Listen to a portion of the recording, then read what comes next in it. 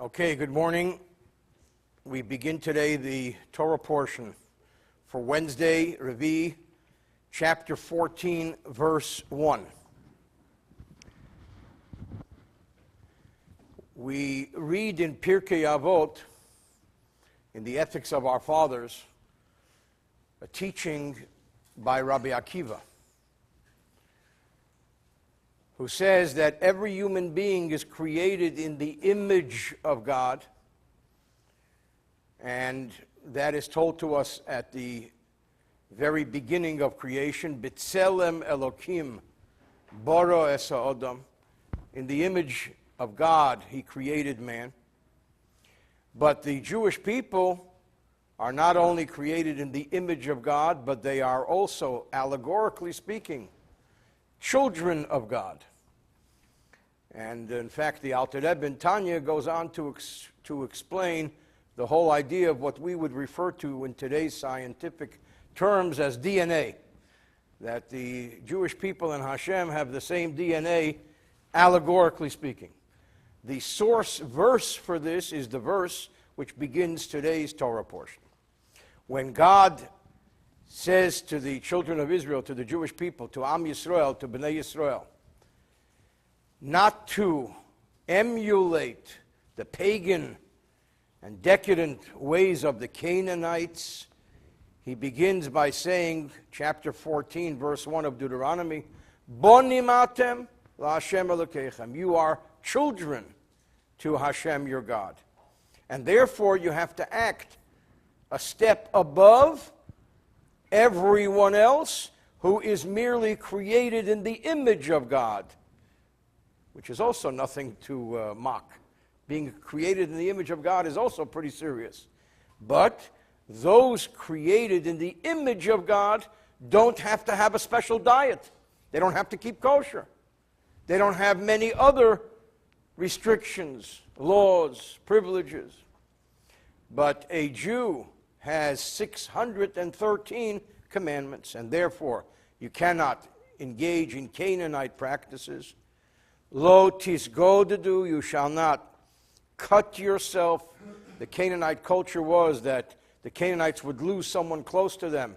Just like we tear a garment, they would cut their skin and bleed to show how upset they are. V'lo tasimu korcha bein einechem, and you shall not place any boldness between your eyes, lameis, for the dead. Please join us, have a seat. Those are various cultures which the Canaanites would engage in, which Moshe is telling the Jewish people on behalf of Hashem, Jews may not engage in. Rashi, lo tizgodedu, lo sitnu gedida b'seret b'psarchem. You may not make a gash or a scratch upon your flesh, al meis, for the dead. Kederech shoah meiri meisim, like the Amorites do. Lefi, because sha'atem, because you are bonov shel mokim, children of Hashem. V'yatem, and you, ru'uyin, are fit, liyasnoyim, to be beautiful, v'loi gedudim u'mekeirochem, and not cut up and not bold, because a Jew has to represent his parent, so to speak. Who is the parent of a Jew? According to this pasuk, Hashem, because it says, Bonim atem la'Hashem Elokeichem. Bein einechem etzel padachas, near the forehead.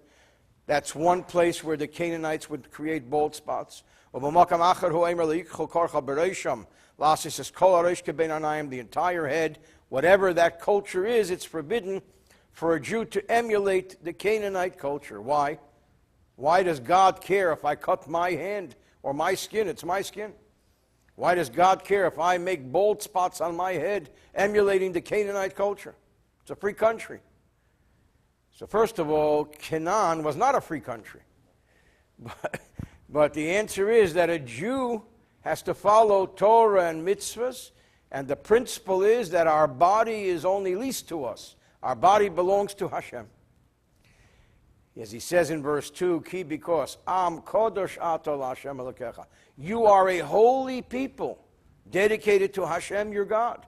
Uvacho, and in you, Bachar Hashem, Hashem chose, Liyas Lei, to be unto him, Li'am Segula, as a treasured nation, Mikael ha'amim, of all people, asher al pnei ha'adama, who are on the face of earth, and therefore you have many, many commandments which others do not have, both positive commandments as well as negative commandments, whereas creation at large, humanity at large, has merely 7 laws, the 7 Noahide laws.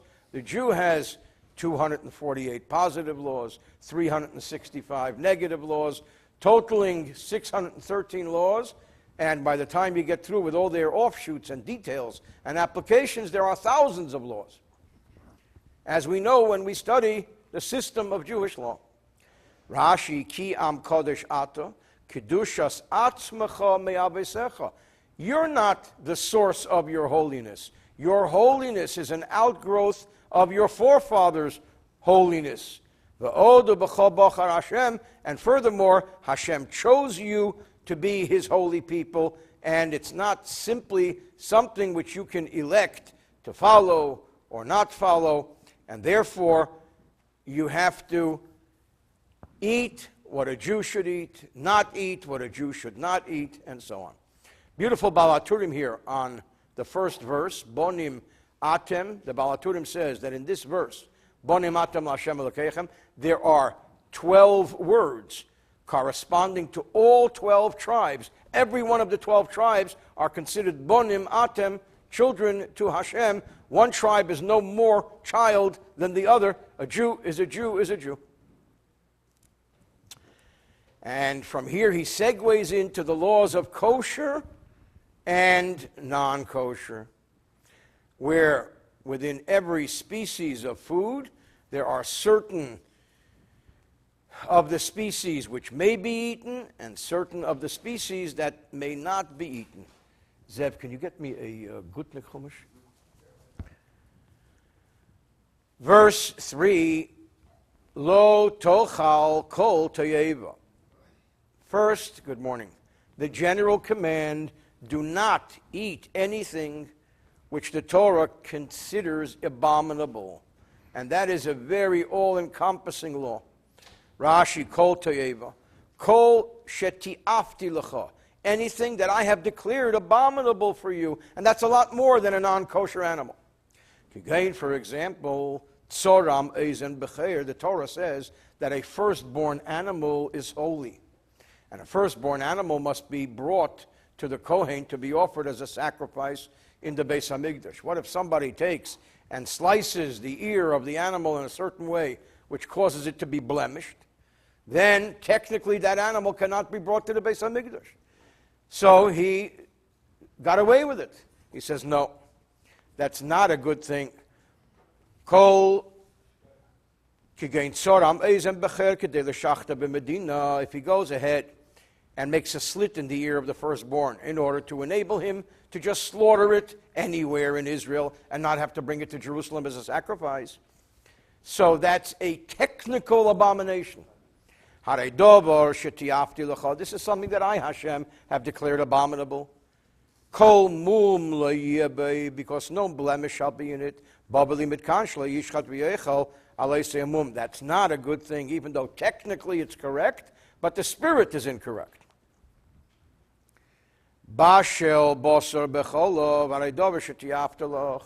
Or cooking meat and milk, that's something that I declared abominable. And he forewarns about eating it as well. As we'll learn in the laws of milk and meat, there are 3 prohibitions concerning milk and meat. We may not cook it, we may not eat it, we may not benefit from it. And that's a unique application when it comes to this particular law of milk and meat. So therefore, he says, verse 3 gives us a general application of be holy and don't engage in any type of abomination. Verse 4, Zos habehema, when it comes to the animal kingdom, these are the animals asher techelu, which you may eat. Sheir, the ox, seksovim v'seizim, sheep and goat. So you have of the domestic animal, the ox, the sheep, and the goat. Verse 5, Ayo utzvi v'yachmur ve'ako v'dishon us'o v'zomer. He translates it here in the Gutnik Chumash. The gazelle, the deer, the yachmor, the ibex, the antelope, the buffalo, and the giraffe.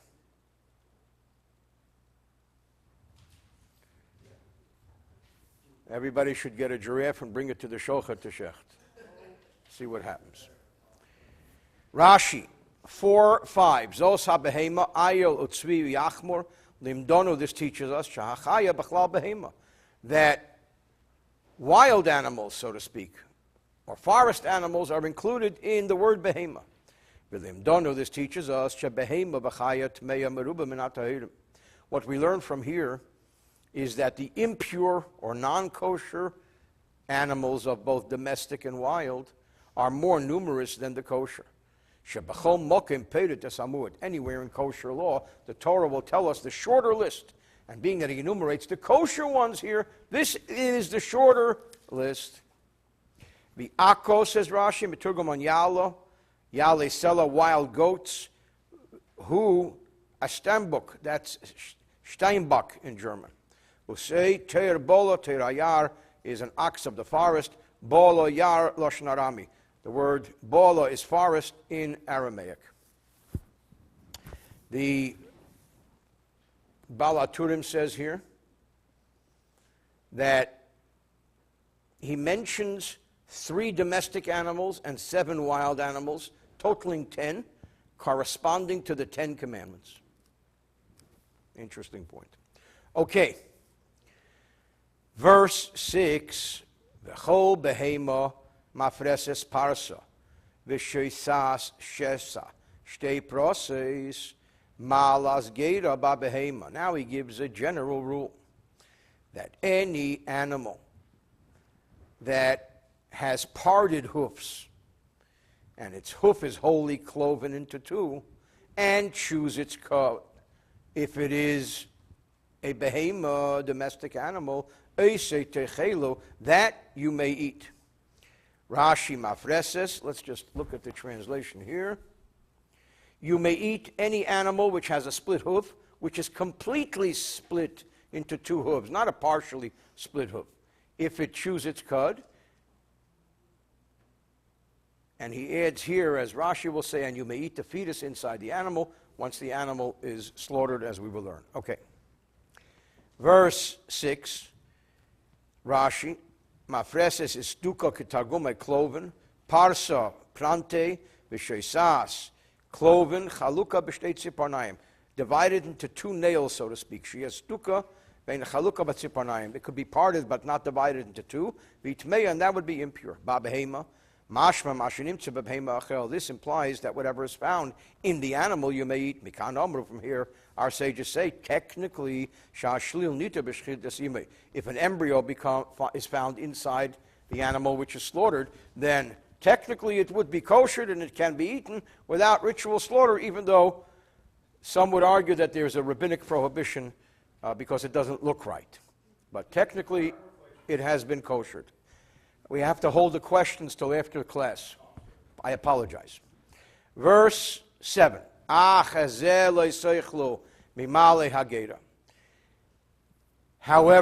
despite the fact that he earlier said that there are 2 signs which identify the kosher animal for us, holy cloven hooves and chewing the cud, there is a list here of animals you may not eat, mimale hageda, of those who only chew their cud, umimafrise haparsa hashua, or those that only have holy cloven hooves, one sign or the other. Es hagomol, the camel.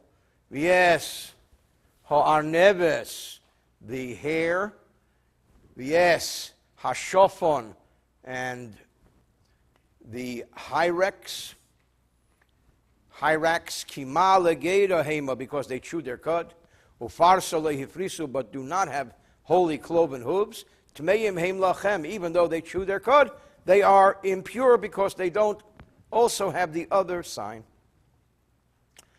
Hashsua biryahi, this is a creature, sheyesh lo shnei gaben, has two backs, ushtei shedris, and two spinal columns.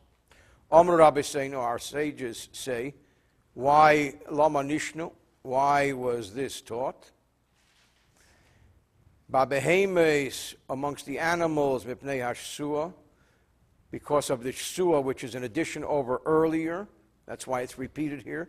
And in the birds, there's an additional bird enumerated called ra, as we'll learn, which was not said earlier in Leviticus. Verse 8, we have the famous chazir, yes, ha-chazir, and the pig, the swine. Kimafris parsahu, because although the chazir has split hooves, or holy cloven hooves, v'lei geda, but it does not chew its cud. Tamehu lachem, that's why it's impure for you. Mipsoram lo sochelu, you may not eat of its flesh. And as Rashi explains, during certain periods of the year, when you're getting ready to go to Jerusalem, and you have to maintain ritual purity, you may also not touch the carcass of a chazir or many other dead animals, and this has to do more with tumah and tahara, with impurity and purity, rather than with kosher. Rashi,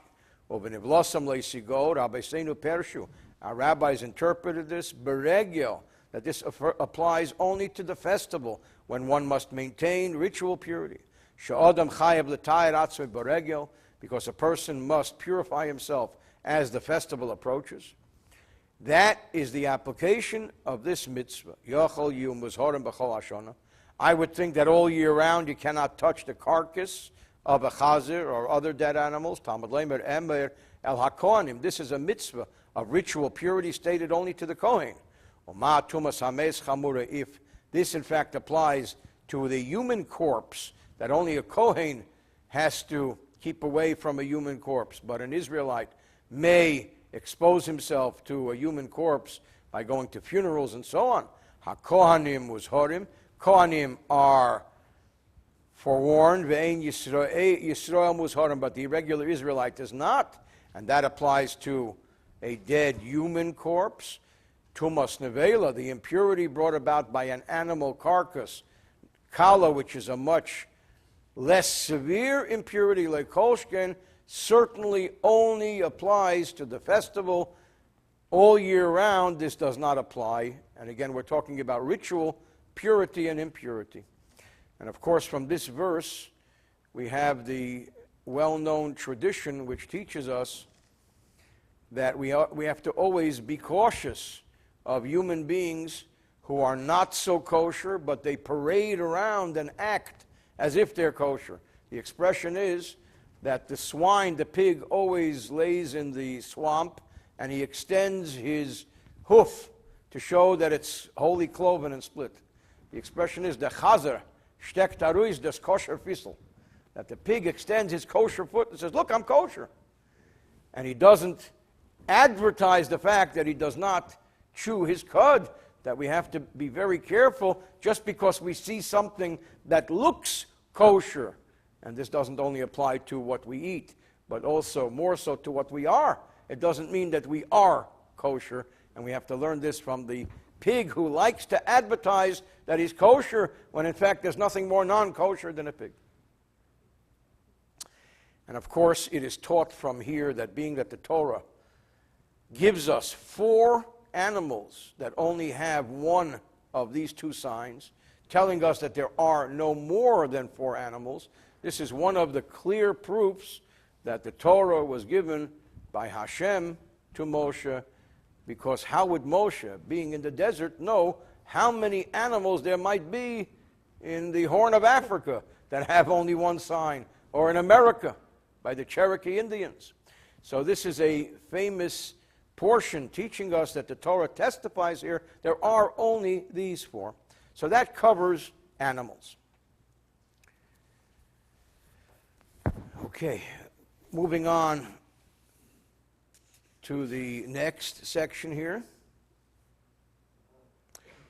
By the way, the Baal HaTurim says, Leisigo has the numerical value, do not touch. chayiv letaher baregel, one is obligated to purify oneself on the festival. Verse 9. Ezeh tochlu, this is what you shall eat. Mikel asher b'mayim, anything in the water. So now we go to fish or marine life. Kel asher leisnapir v'kaskeses techelo, anything which has fins, any water animal that has fins and scales, techelu, you may eat. And that's a very general description.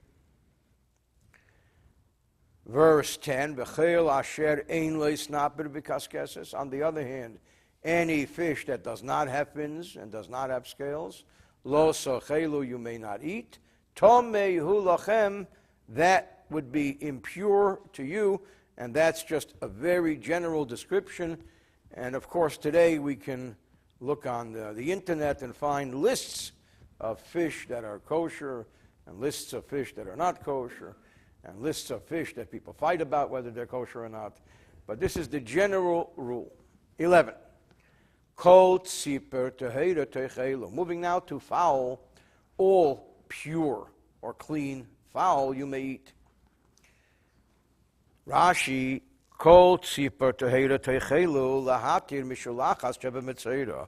Rashi tells us that this even tells us that when we have the leper, and there are two birds which are brought, one bird is slaughtered and the other is sent free, technically this bird that is sent free, if it is later caught, it may be eaten, even though it was part of the leprosy ritual. 12, and now he lists the birds that are not kosher. These are the ones you shall not eat. Hanesher, v'haperes, v'ha'ozniya, v'hara, v'hasa'aya, v'hadaya lamina. I'm going through the list. Then I'll translate. Ves kol erev lamina, ves basayana, ves tachmos, ves hashochav, ves hanetz laminehu. 16, ves hakes, ves hayanshu, v'atin shomes. 17, v'hakos, ves arochama, ves hasholach, v'hasida, v'hanofa lamina, v'adu chifas, v'ha'atalef. Now I'm going to use the translation here in the Gutnik Chumash. Among birds you may not eat the following: the griffin vulture, the bearded vulture, the osprey, the buzzard, the kite, and the buzzard family, the entire raven family, the ostrich, the tachmos, the gull, the hawk family, the kos owl, the yanshuf owl, the barn owl, the kas owl, the roller, the cormorant, the stork, the heron family, the whoopie, and the bat. So that's the list according to the translation here. Continuing in the next verse, moving on to insects. V'chel sheret so'ef, any winged swarming things, tamehu lachem, are impure. Lo ye'achelu, they may not be eaten. We have some Rashis here. Rashi, 13. V'hara v'so'aya, hi ra, hi aya. I'm sorry, we got to go back to 12, Rashi. 12. To forbid the bird which is slaughtered for the leprous person. Meaning that the other bird, the one that was slaughtered, is not edible.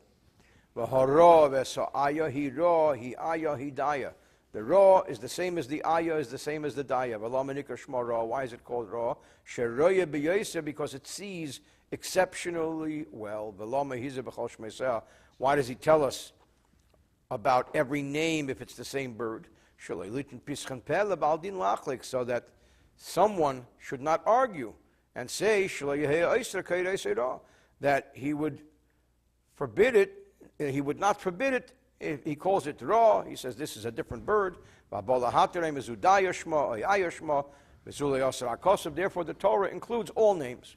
Why does he give us the impure birds when it comes to birds? To teach that the pure ones are abundant, are more numerous than the impure. He always enumerates, specifies the less numerous. 16, Rashi, Tatin Shelmes, Shuv Swa in Old French. 17, Sholach, Hashela dogim min hayam. It's called a sholach because it actually catches fish out of the sea. It dives in and takes fish. 18 Rashi, duchifas utanagol habor. It's a wild rooster of Elaz. Hirup, the karbaltic full, its crest is double. Okay, 19. Any type of winged swarming thing, Tomei hulachem, is impure to you. Lo yeyachelu, may not be eaten. What is a sheret sa'if? Rashi 19. Heim hanimuchim, they are the low creatures, harechshin alaris, which swarm upon the earth, zvuvin, like flies, utzroyim, and bees, vachagovim, tmeim, and impure locusts, because there are, as we will learn, kosher grasshoppers, the ones that have an OU under the wing. Chruyim sheretz, they are called swarming things. 20, koleif toyer techelu, any winged thing that is pure, you may eat. Rashi, what does that teach us? Koleif toyer techelu b'leis atomi, not impure. Balitin asay aleisasa. He comes to add a positive commandment to the negative commandment.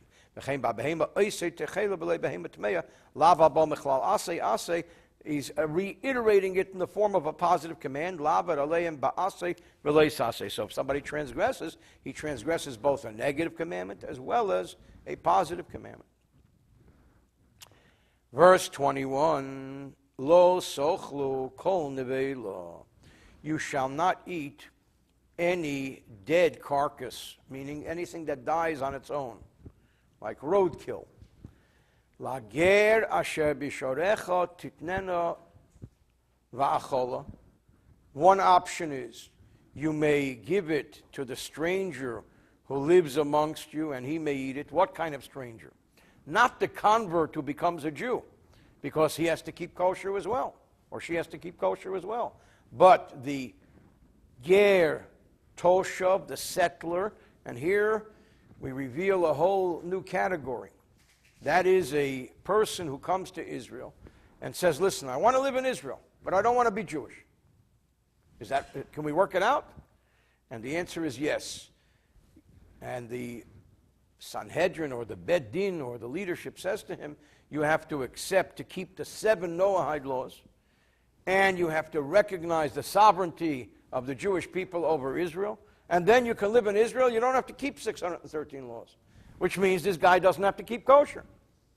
So if you have a non-kosher animal, because it died on its own, you give it to this guy because he doesn't have to keep kosher, because he's not Jewish. That's one option. Or another option is mocher l'nochri. One can sell it to a non-Jew, because one may benefit from this type of situation. Mentioned earlier, and we're going to learn soon, that when it comes to milk and meat, there is an additional prohibition. We may not benefit from it, so we can't sell the mixture of milk and meat. But non-kosher, to a non-Jew, we can sell it. What do you think happens in the kosher slaughterhouses when they slaughter an animal, and as happens very often, that particular animal is not kosher? Not every animal is kosher. What do they do with it? They sell it for non-kosher. That keeps the economy going. Not every animal slaughtered in a kosher slaughterhouse has to be kosher. It's just a fact of life. So there's nothing wrong with the kosher slaughterhouse selling its non-kosher animals to non-Jews.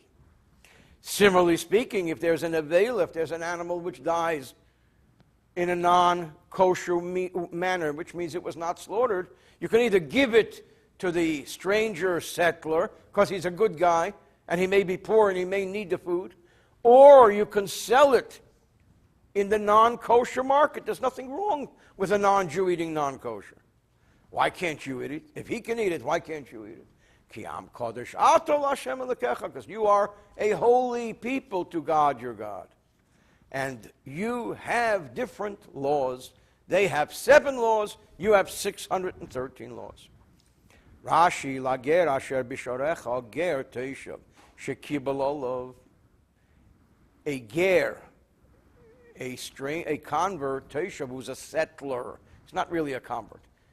Shekibel olav, he accepted upon himself, shalolav avodah zarah, not to worship idolatry. And he accepted upon himself all the Noahide laws, but the ochel nevelos, he can eat animals that are not ritually slaughtered. He doesn't have to keep kosher. Ki am kodesh ato Hashem, because you are a holy people to Hashem. What does this add? Rashi brings down, Kadesh es atzmacha b'mutar lecha. There's an additional mitzvah here that a Jew has to sanctify himself even in the realm of the permissible, which means just because the meat is kosher, you don't have to eat the whole cow. Just because the wine is kosher, you don't have to drink the whole case. Just because it's permissible, it doesn't mean you have to indulge in it. And this is the mitzvah of discipline. Devarim hamutorim, things which are permissible. And others act as if it's forbidden. Al tatirim b'fneim, don't treat it as if it's permitted. Respect other people's customs of what they discipline themselves in, because this is a gateway to mitzvahs, is sanctity. Kadesh es atzmacha b'mutar. A person sanctifying himself, even in the permissible realm, is a tremendous gateway to holiness. And finally, lo sevashel gedi b'chalev imo. Do not cook a kid in its mother's milk. And Rashi tells us, lo sevashel gedi sholesh pa'omim. This is taught to us in the Torah 3 different times. And that is the manner which the Torah chooses in instructing us about milk and meat and its mixture and its separation. Why do we learn 3 different times about the prohibition of cooking a kid and its mother's milk? To tell you, prat l'chayu lo'ifes l'behemat meya. Actually, he doesn't bring it down here.